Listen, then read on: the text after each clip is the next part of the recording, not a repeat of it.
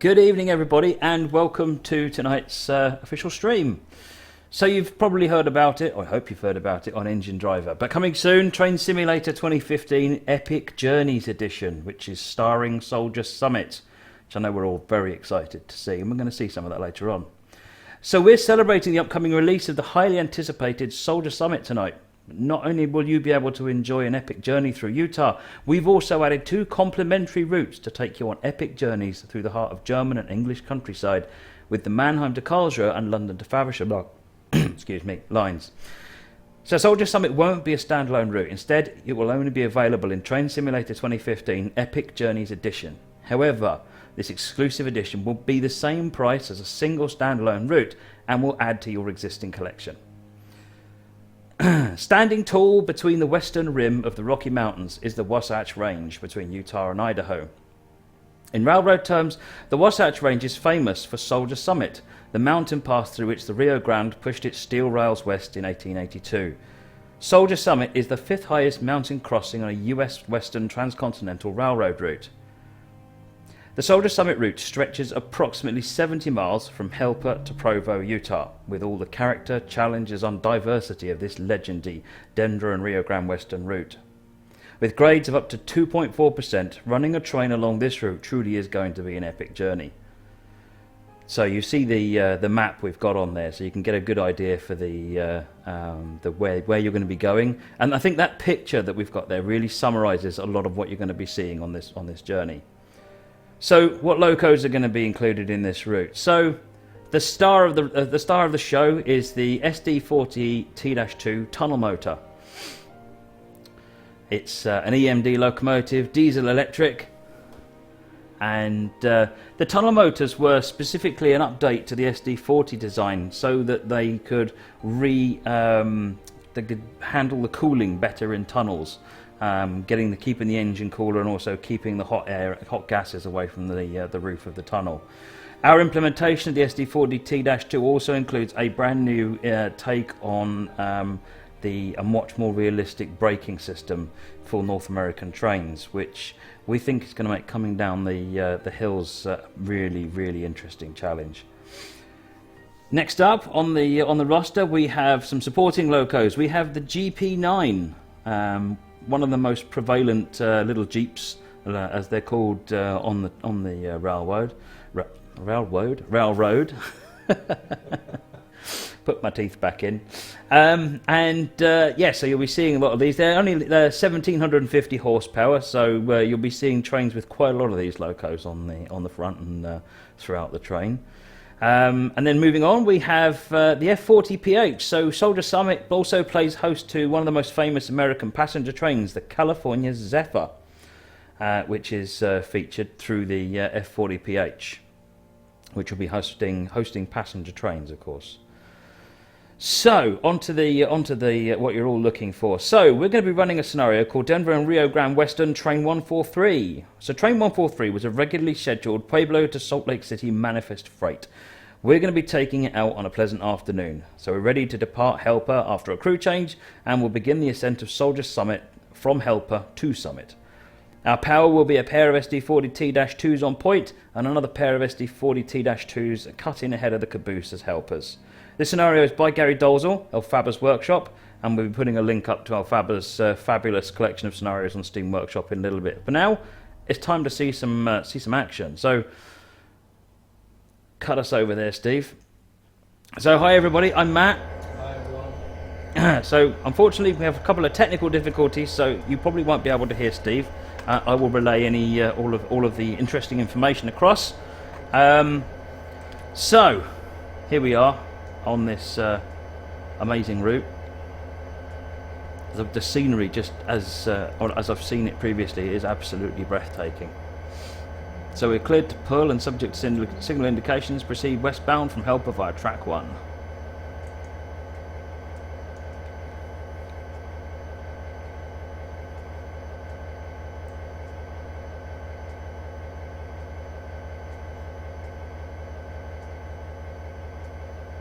Hopefully everyone can still hear okay.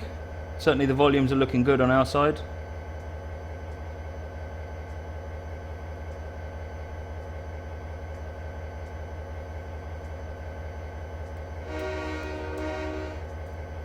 So if you've got any questions, please do post them on the chat. There's myself, Steve obviously is driving the train here, and Jay is on the chat for Twitch as Dovetail Games, and we're also joined by DGG Developer, who is one of the developers who was very, very instrumental in the creation of this marvelous route. So there's plenty of people here to answer your questions. So do throw your questions at us.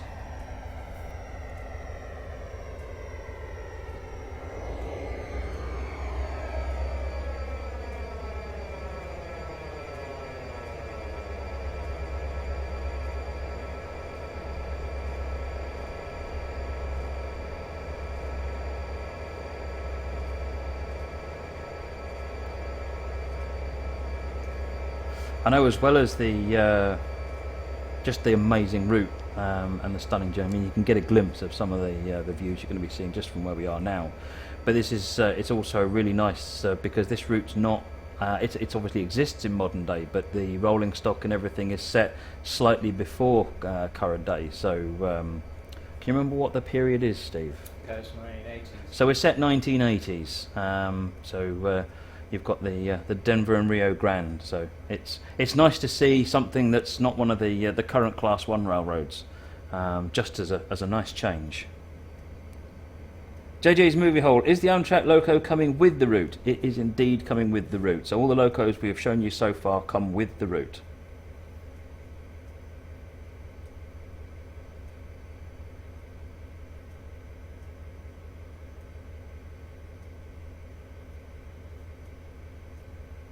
So I believe there's a couple of people asking how long the scenario is. About 45 minutes? About that, yeah. About 45 minutes, yeah. That's about how long it takes to drive from Helper to Summit. So while Steve gets started there, let me just post a link up for Alphaba Steam Workshop, something for your bookmarks. I'm just going to put it into the chat.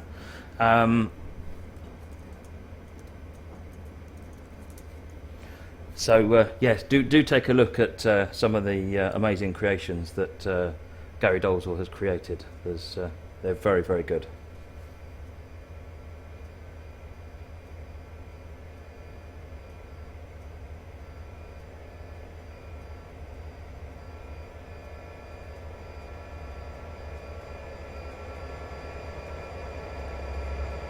So it looks like we've got a short train today.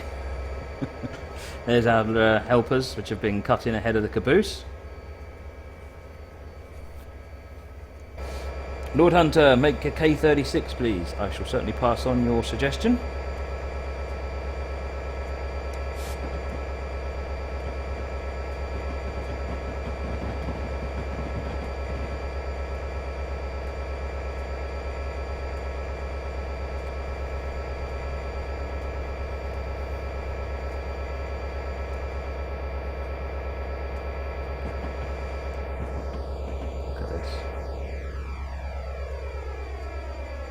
This is the first time I've actually sat and had a proper look at the route myself.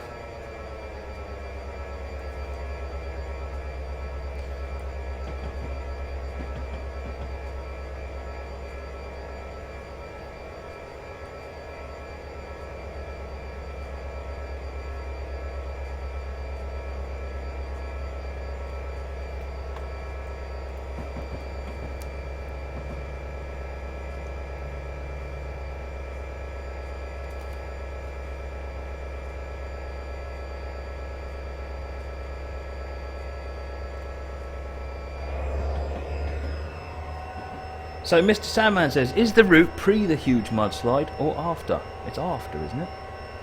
Is the route pre or post the huge mudslide? It's after the huge mudslide, so it's got the way the track was routed around.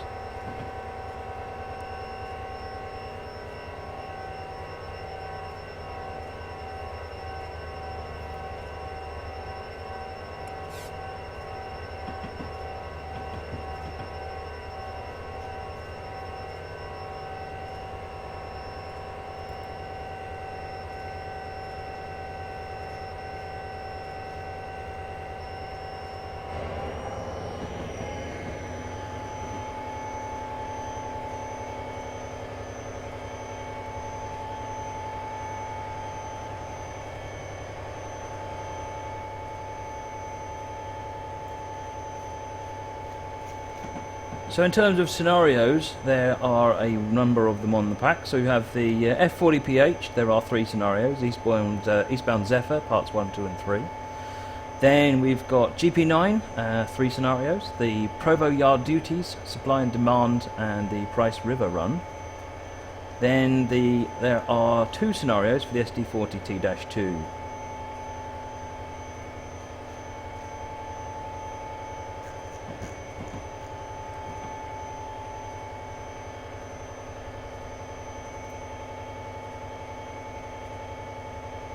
Mavadello asks whether or not there's any I've lost the word. Conflict between this Soldier Summit and there is a freeware version of a Soldier Summit available as well. There is no conflict between them; they're completely different routes.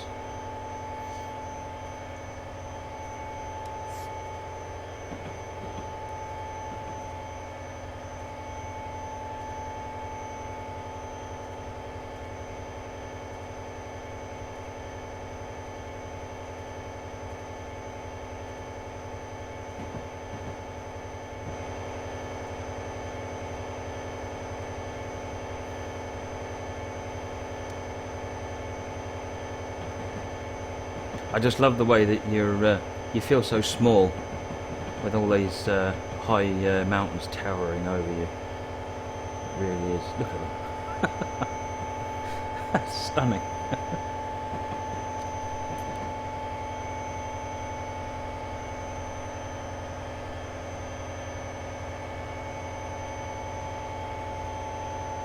Moggy asks, is there a cab light? There is indeed a cab light.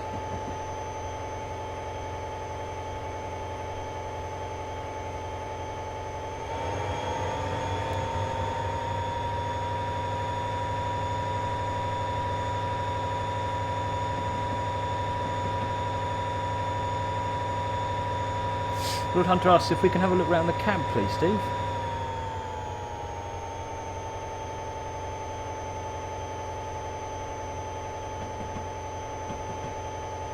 So there's a number of you on the chat asking about other possible projects, and additional ideas that you have.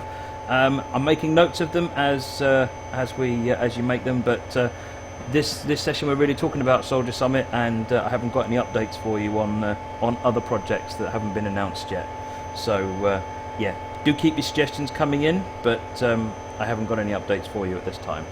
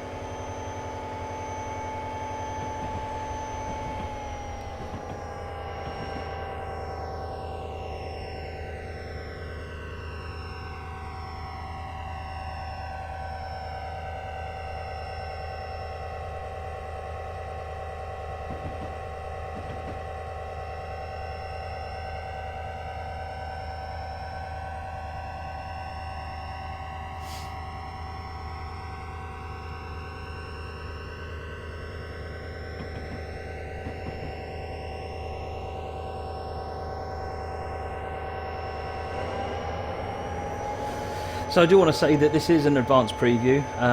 It's coming to the end of development, but it's at a point now where we really wanted to get it in front of everyone. We know, we're as excited as you are. This is, a really exciting project.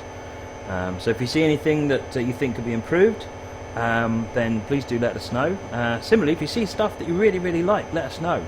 Tell us what you really like about what you're seeing, so that we can do more of that.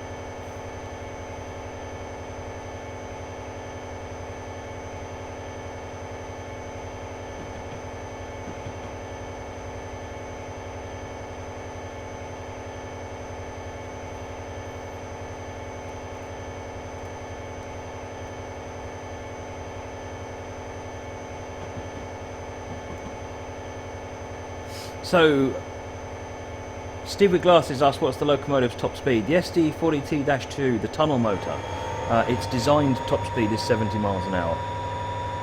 But I imagine if you're running a big heavy freight, you might be concerned about running that fast with it.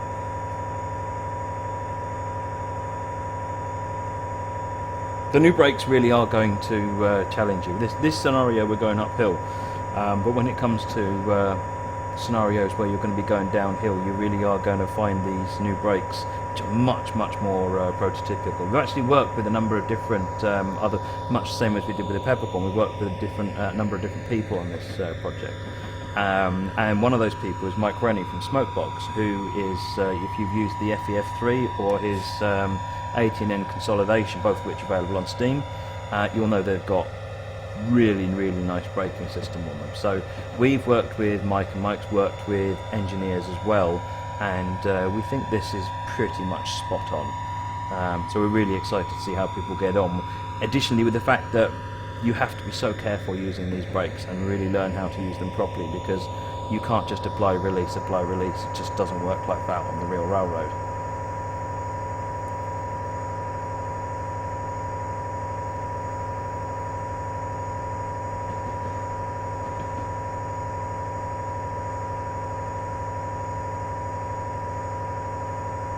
Just catching up on the chat to find out what your see your questions.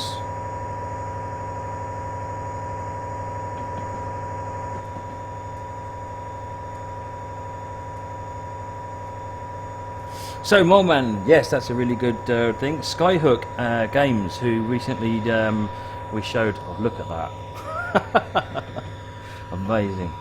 Just love that. So yes, getting back to that, Skyhook Games, who recently released the Class 07 and also worked on the Count of Monster Disco Halloween project last year, also helped us out on this as well. So there's been a lot of really talented people working on this project. It's one of the reasons we're really excited, as well as a lot of people in this company that have been working on it. I think everyone's just about had a hand in it somewhere.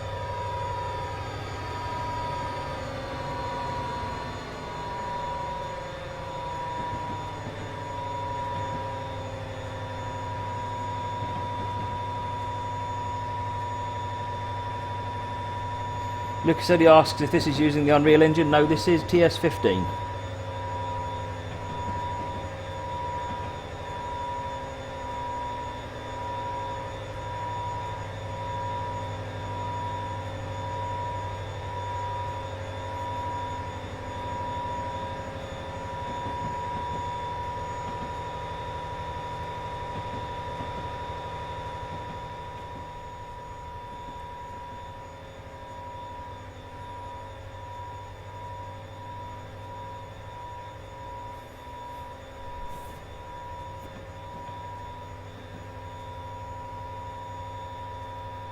There's some good scenarios that come with the pack. There's a couple that I did have a play of one a little while ago, and it took me by surprise. So there's some really good, clever stuff in the scenarios.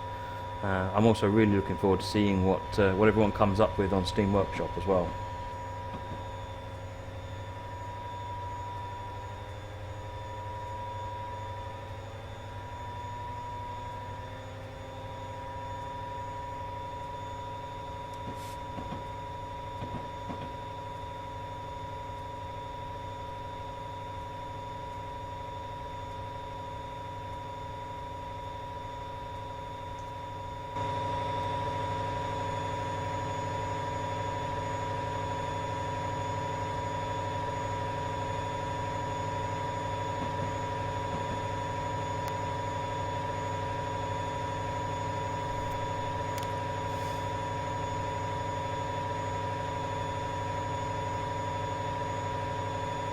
Steve with Glasses asks how we're controlling the speed. Steve's driving with the keyboard. He's an old-fashioned guy, he likes the keyboard.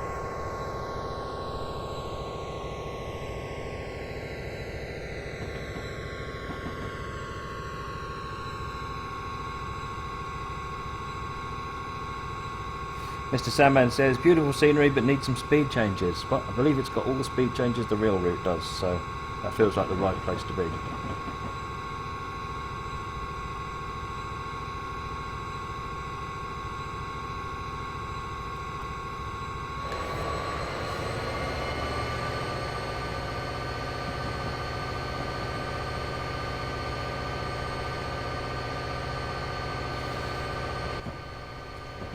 Copper of a Mile says, I like the scenery, but so far I've seen it's not extreme. You just set the throttle on 75% and wait till you're on top. Well, climbing the hill can be a bit like that.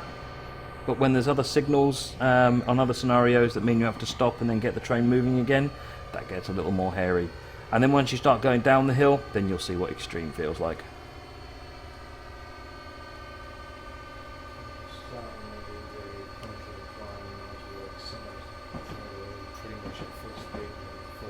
So we're on run 8 and we've just hit the, we're on 2.3%, does that say? Yeah, 2.3% grade.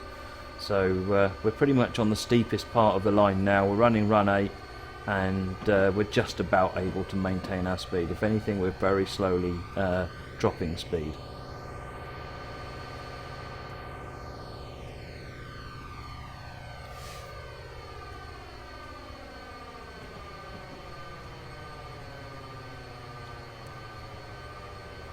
You'll find, as Mr. Samet says, glad to see some gradient changes. You'll find a number of gradient changes throughout the entire route. Fundamentally, from Helper to Summit, it's up, and then from Summit to Provo, it's down. But it rarely stays at the same grade for any length of time.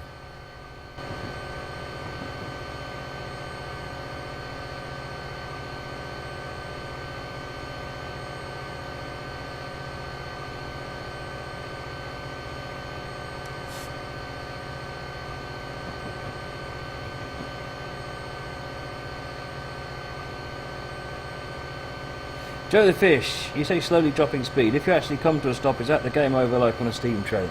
Basically, if you stall the train on the hill, then in the real world, then either you'd have to bring the train with permission back to the bottom and try again, or they'd have to get a helper to get you up the hill. And it basically means probably what in the game in this world you'd want to stop the scenario, redo the scenario, and hit the scenario harder at the bottom with more speed and be more aggressive on your climb up the hill. And that's where some of the challenge of getting up the hills can be. It feels a bit like sometimes you're just leaving it on the top notch and leaving it there. But if you've got low speed limits at the bottom of some of the hills, then that can actually make it to where if you're not quite aggressive enough, you can really find yourself having trouble going up the hill. In this case, we're basically maintaining speed though, so the consist is perfectly balanced for the power that's on it, and that's normally how it would work. You wouldn't necessarily be able to gain speed, but you shouldn't lose speed, particularly going up the hill.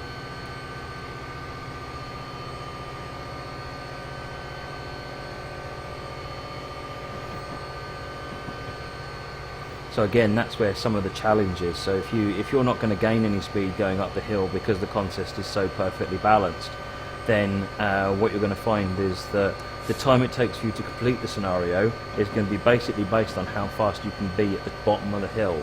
And then if you can, and then it will maintain that hopefully as you go up the hill. So, so the grade's eased off now to 2.2% grade, and just that 1.1% change, we've actually tipped the balance, and now we're very slowly accelerating again. So, it's a very fine balance. So going up a hill is not quite as straightforward as it sounds. There's definitely some skill there across the length of the journey, if not from metre by metre.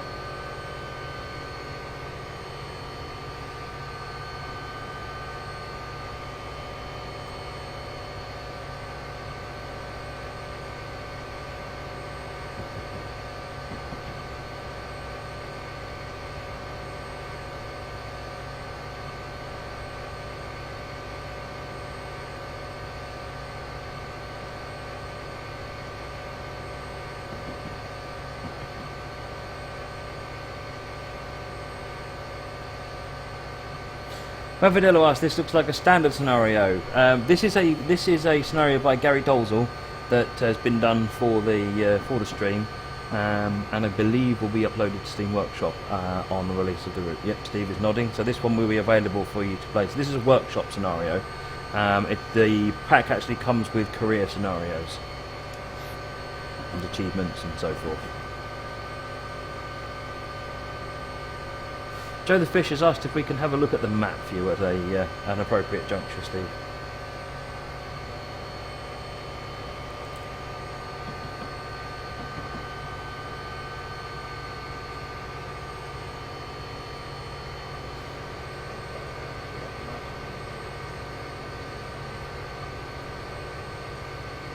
So is that switchback in the middle where the mudslide was?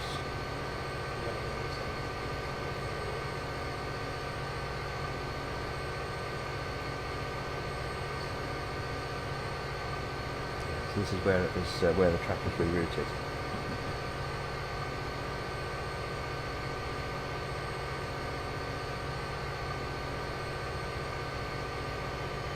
Sold UK, how long is the total route? The total route's approximately 70 miles. Starting at Helper, going to Summit at the top, and then coming back down to Provo at the other side. So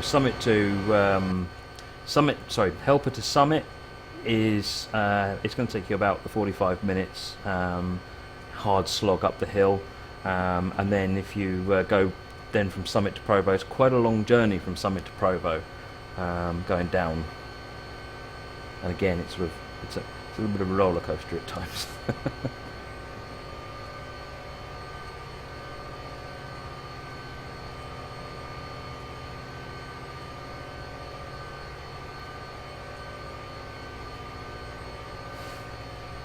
Boozer Knights asked if we can have a look around the cab again. He's just joined us.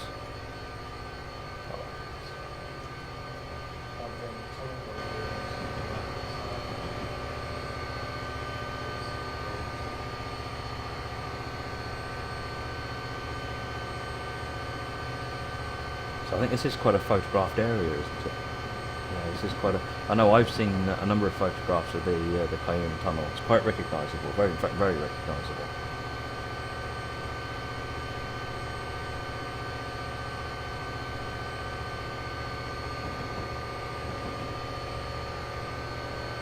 Spandex has asked if there's going to be scenarios for the Amtrak F40 California Zephyr. Yes, there are 3 scenarios for the F40, 3 for the GP9, and it looks like 2 for the tunnel motor.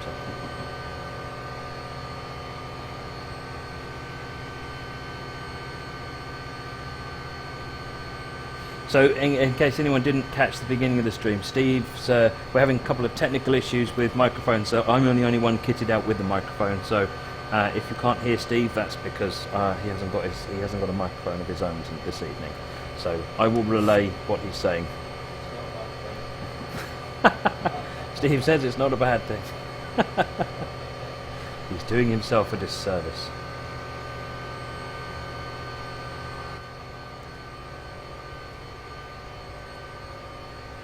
It's just stunning amount of.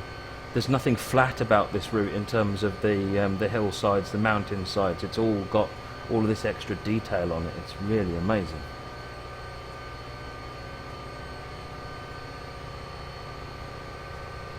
So Joe asked what's new in the F40. So all the locos have had a basic upgrade.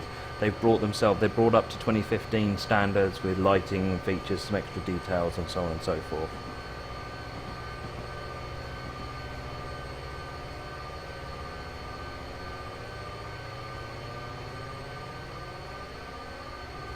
Moggy suggests that Steve use hand signals.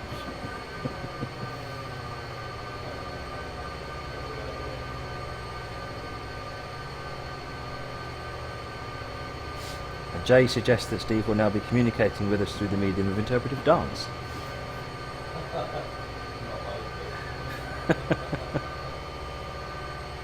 Steve Gryle asks, can we bring the camera around and look towards the rear of the train? It's a good idea, actually. It's a long train. As in from the front looking to the back, I think, so that you can see the length of the train.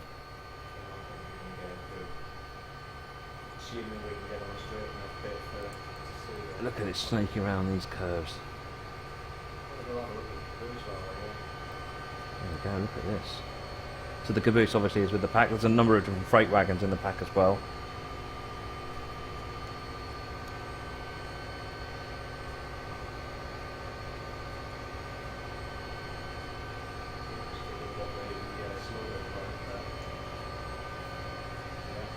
The Action Road.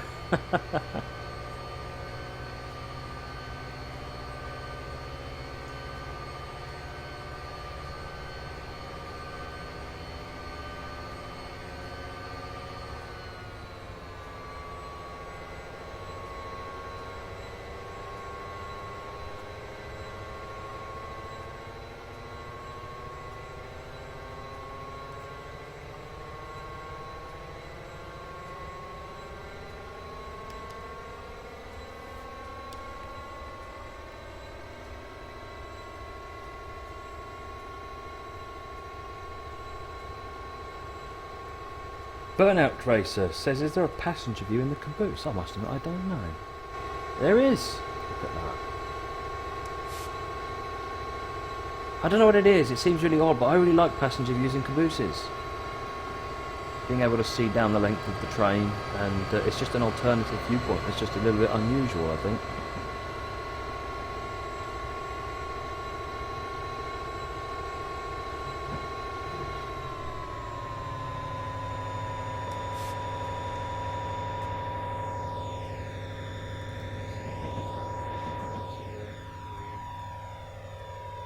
The way this route snakes around, you probably won't. It's a windy route, it's not a straight route, which is really nice. So an interesting thing as well is that we've even got the period 80s road traffic. Right, so Steve, so I don't know if you can hear that, Steve's saying we've got nice, some new 80s period road traffic on the on there as well. I don't know if you've noticed the trucks. I think someone earlier on did spot that there was some new trucks on the road there. So top marks for those eagle eyes.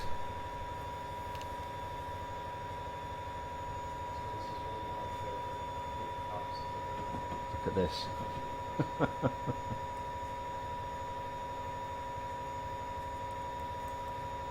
I think what's stunning for me is that the backdrop for that entire scene is just another mountain, rather than there's no sky in that scene at all.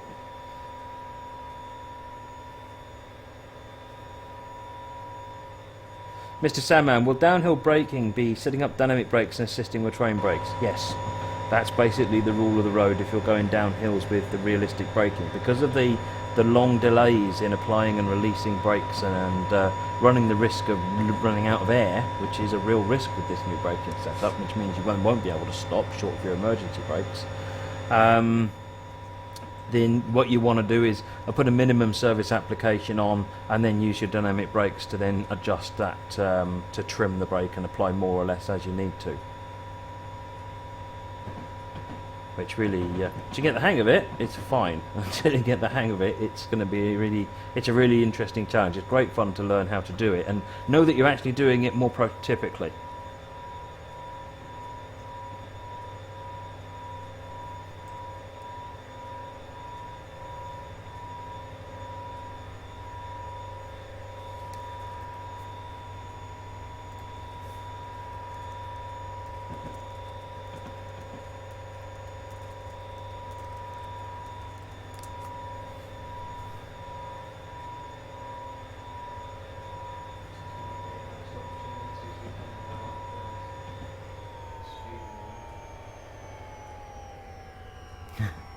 I say nothing.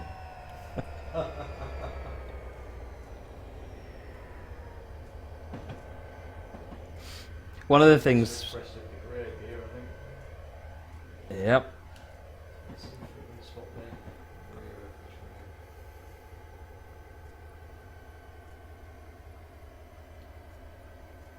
Love the way it's snaking around.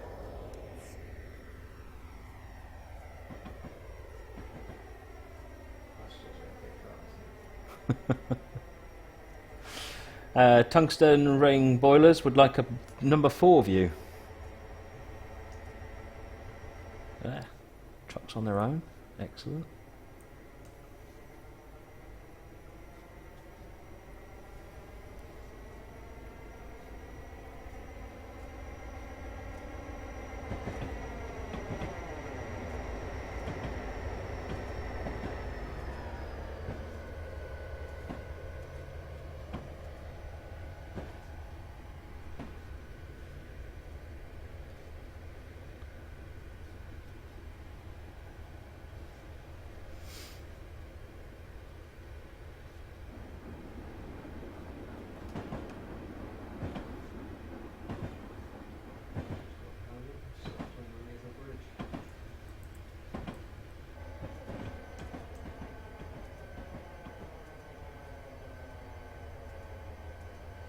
Spandex Shorts guy said he thought the headlight oscillated. So that's a good point, actually. So that's actually been implemented, hasn't it, Steve? So we can actually switch the oscillating headlight on the front as well if you want to do that. I think that's mostly used at grade crossings, isn't it, to provide additional visibility for the loco? I might be completely wrong with that.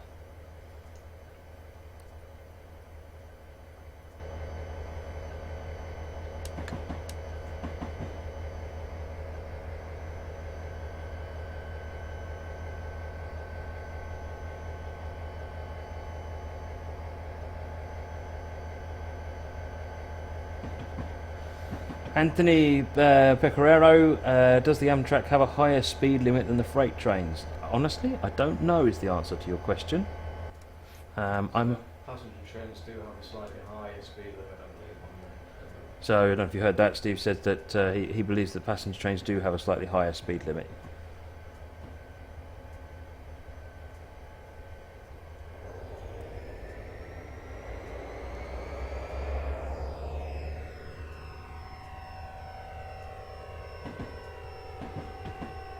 Trainzimmer, so if you run the risk of losing air for the brakes, why aren't there brake air intakes? I must admit I've not heard of brake air intakes on these. So there's a compressor system which feeds the main reservoir feeds the brake pipe, and it can only charge down the entire length of the train, which is a long brake pipe, at a certain rate, and if you keep using it faster than it can charge it, then that's how you run out of air. So it will constantly recharge, it just you can use it faster than it can recharge it. Because as well as the brake pipe, you've got auxiliary reservoirs in every wagon that will also then need to be recharged as well. So if you make 3 or 4 repeated heavy brake applications, you might find the 4th one doesn't work.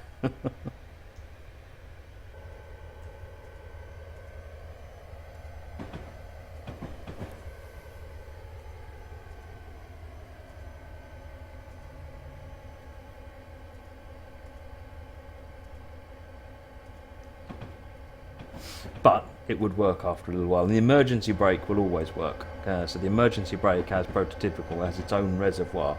So if you find that you're running it, your brake application is not doing anything, then you can make an emergency application, stop the train, set all the handbrakes down the length of the train to pin it where it is, release the brakes and let the whole thing recharge. So there's multiple difficulty levels on this. So this is I don't know if for anyone who's used the Canadian Mountain Passes or some of the other recent American releases, I realise Canadian Mountain Pass is Canadian, by the way, and they've got an implementation of the new braking system. This is different to that. This is better, bigger, better, and more realistic than that implementation. But it's got the same 4 difficulty levels. So difficulties 1, 2, 3, and 4. At difficulty level 1, the brakes are going to basically work reasonably similar to the way they do by default, but more prototypically in terms of the way they react. The timings will just be a lot faster, so you're highly unlikely to run out of air because they'll recharge incredibly fast. Whereas on difficulty level 4, an emergency brake application can take you 10 minutes to get back going again, making it rather crucial that you don't apply the emergency brakes if you can. So yes, the braking is a real challenge. You can adjust the difficulty of it so that you can start easy and then make it more and more difficult as you get used to dealing with the way that the timings work, which really is about just thinking in advance, making small changes, and never getting to a situation where you need to suddenly react to the brakes and make large applications on them. And also making good use of your dynamic brakes as well.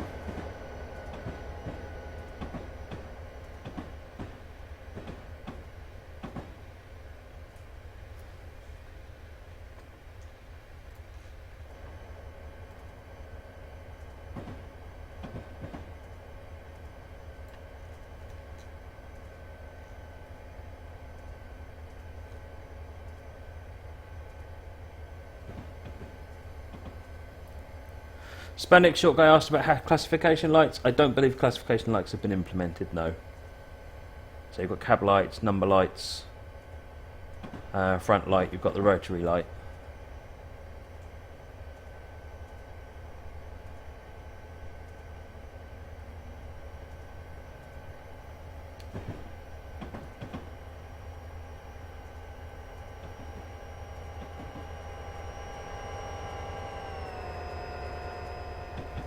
4 tunnel motors making their way down the hill.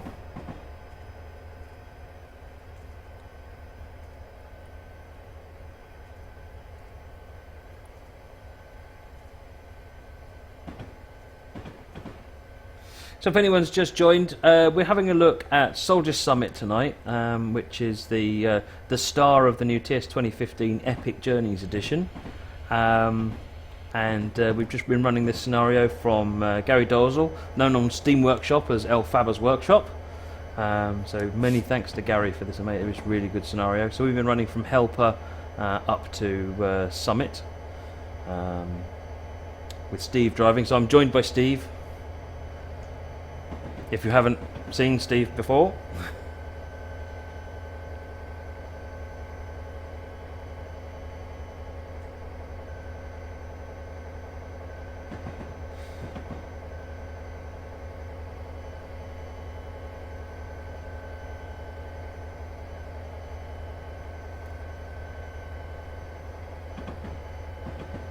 Velociraptor, add sound echoes in the next train sim. I want to feel the different sound of the horn in the tunnel.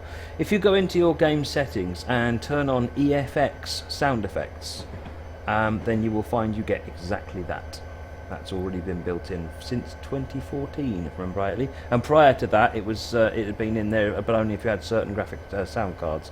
But since 2014, it's actually been available for everyone and all done in software. So. Yeah, go into your settings, turn it on, and you'll get the echo and reverb effects over tunnels and so forth. It's very good.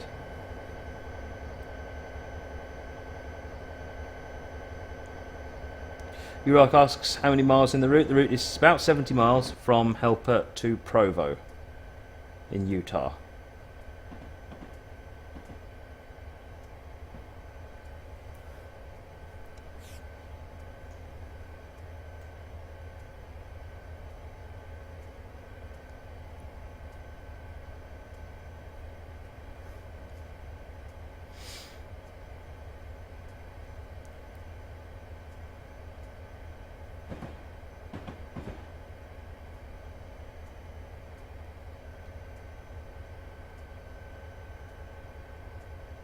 I love those rocks there on the left.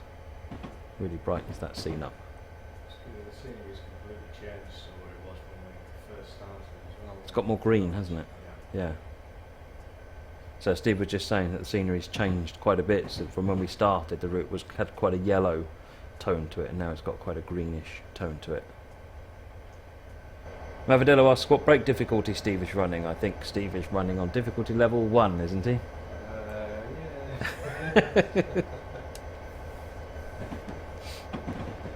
But this is an uphill ride, so it's not quite so important.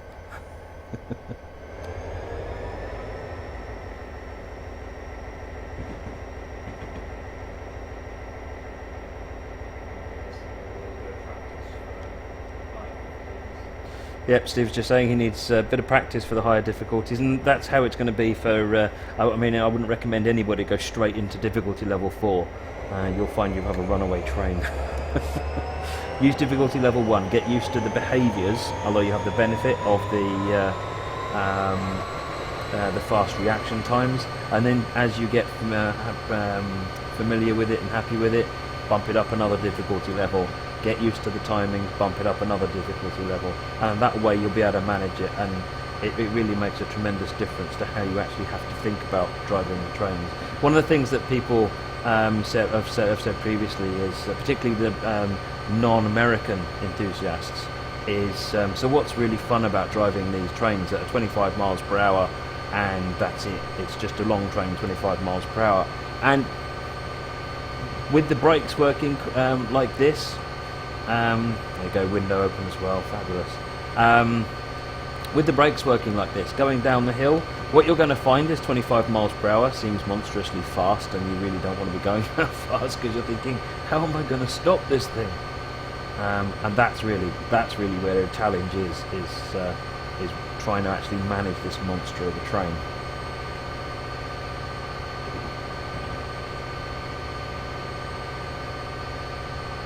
J-Class fan asks what locomotives and rolling stock do we get in this route. I don't have a list of the rolling stock, but locomotives, there's the SD40T-2 tunnel motor, the GP9 and the F40PH Amtrak for California Zephyr. So the boxcar.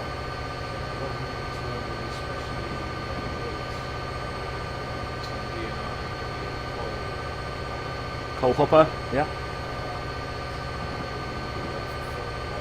So there's the piggyback flat car as well. There's also a caboose.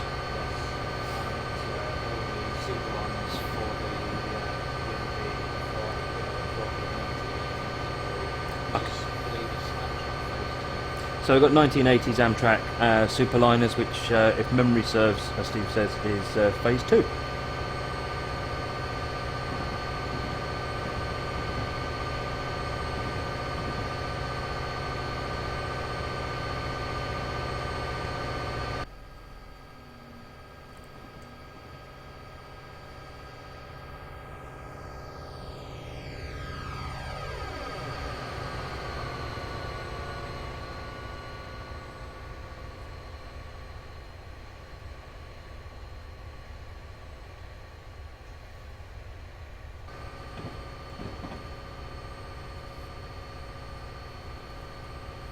What we'll do when we finish this scenario, we'll just go back and have a quick look at the slides with the locos on them again, just so that you can see the see what the other locos in the pack look like for those that didn't see it at the beginning of the stream.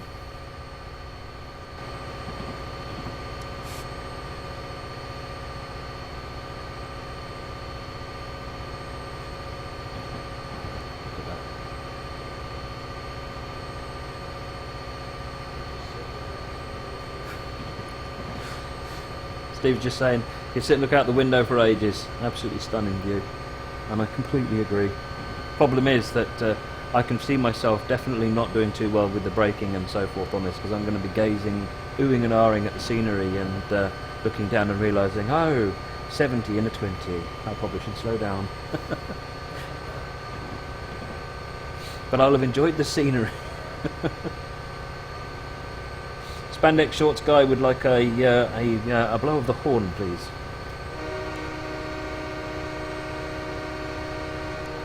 X Boghead, is the rolling stock engine cars going to be an extra DLC? So there was the GP9, the SD40T-2, the F40PH with the Superliners and the freight cars we just mentioned. They're all in the pack.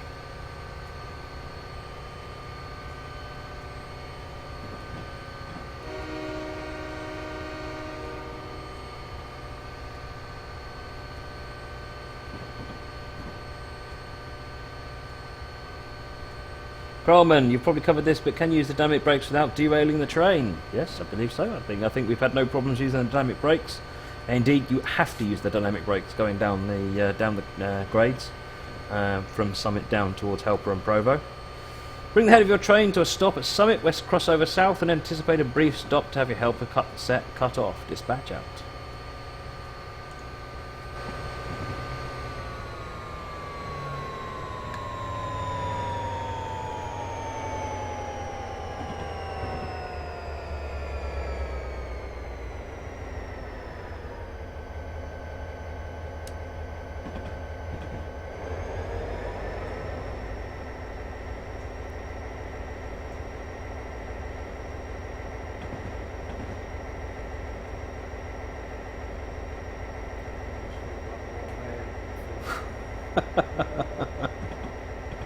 This is where with my tracker I'd be just sitting there with my head out the window the entire time.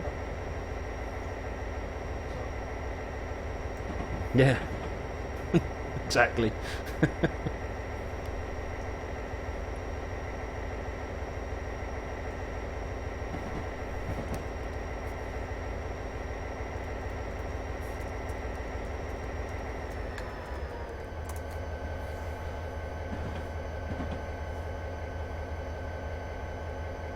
So just slowing down.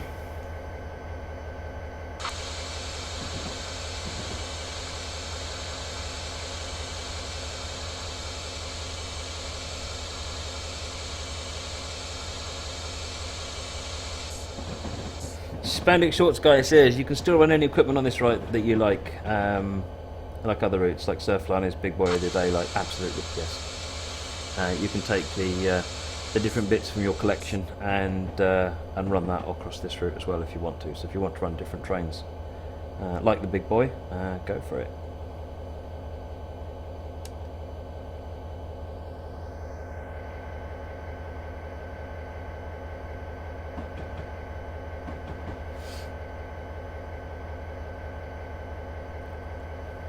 BNSF 2001 asked what's it looked like in the caboose. We showed that earlier on, so what I suggest is once we finish the stream, go back and have a look at the past broadcast on Twitch, and you can take a look at that. We had a good look at the caboose and the inside passenger view for the caboose as well. Moggy asks, I bet I can't run a 421 on here. No, you probably can't run an electric train on this route, no.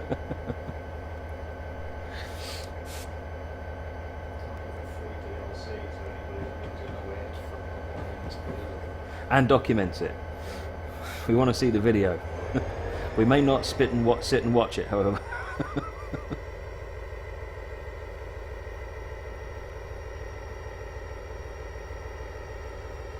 Spandex Shorts guy wants to run a cab forward on the route. Oh, imagine that looks nice. Yeah, we want to see some screenshots of that, Spandex Shorts guy. That sounds like a good idea. I'm not sure how appropriate it is, but it's certainly, I'm sure the images will look stunning.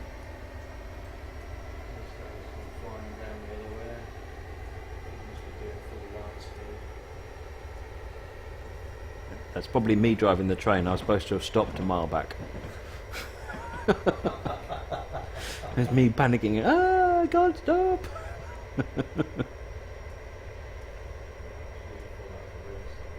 Yeah, it is very nice.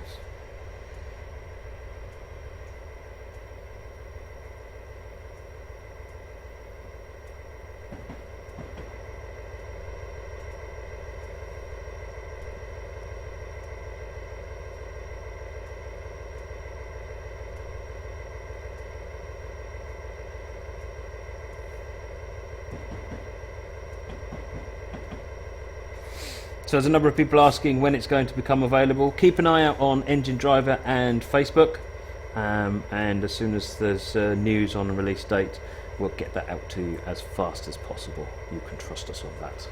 I know you've been very patient up to now, but it really isn't that much longer left till the 8th. We've teased you quite a lot over these last few months, but you know, you're going to get your hands on this very, very soon, I promise. So if you didn't hear that clearly enough, then Steve's saying thank you for all your patience. We know you're going to really like this route. It's coming soon, very, very soon. You don't have much longer to wait. And we're looking forward to seeing the screenshots, aren't we, Steve? Oh, This is just screenshot heaven, this route, so we're really looking forward to seeing some screenshots. I can't wait to see what people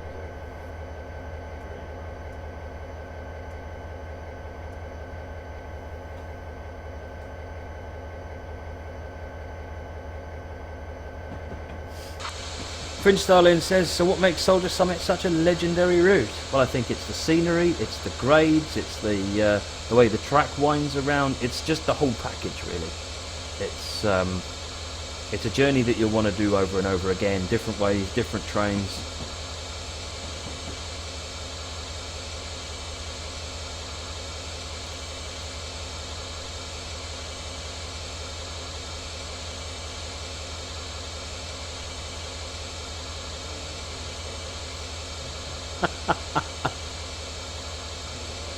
Nah, you should be fine.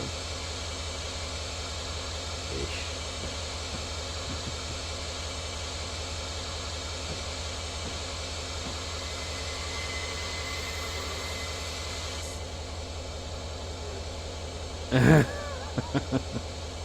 And that was on easy mode, folks. That was on easy mode.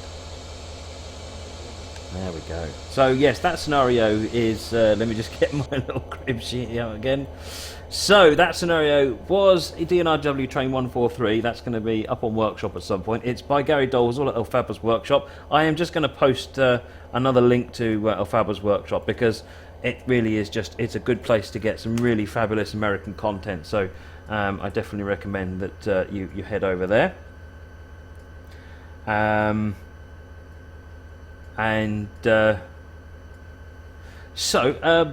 So now we've finished the scenario, can we have a quick look at the locos again, Steve? If you can bring up the slides. Yeah, sure you can. So it's so just to recap on the locos that are included: the SD40T-2, which is what we've just been driving up the hill, the GP9, and the F40PH California Zephyr train. Right. So that's the scenario. We've just gone from Helper to Summit up the grade. Your normal journey from here on in would be then to carry on from Summit down to Provo, which is where you would need to start being very careful with those brakes. Van Leer asks, how steep are the grades? 2.4% is the maximum grade on the route, if I recall correctly. And you'll see the grade varying quite a lot between that as well. It's not just a flat grade. It's quite a nice route, and it also twists and turns as well. So it's moving in all dimensions really. Yeah, it's quite a challenging drive, particularly not just going down the hill but coming up it as well.